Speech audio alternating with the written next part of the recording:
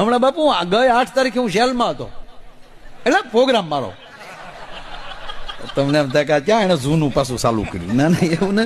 હું બાપુ સુરતની જેલમાં પ્રોગ્રામ, 3,500 કેદીઓ બાપુ. અને ખબર નહીં મને બાપુ, ઔપચારિક એવું નીકળી ગયું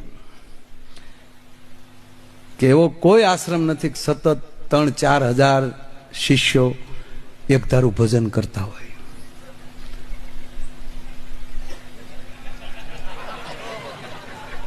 અને મને નથી લાગતું બાપુ જેલ જેવું ક્યાંય ભજન થતું હોય.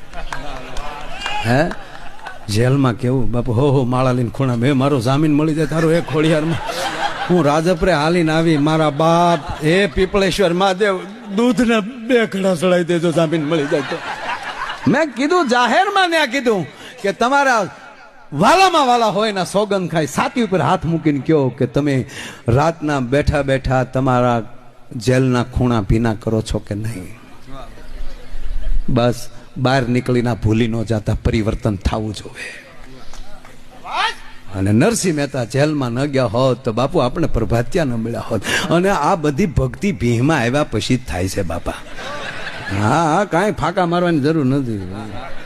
સીપીએમ આવીએ પછી મારો નાથ મારો બાપ ભગવાન સિવાય બીજું ખોટું છે.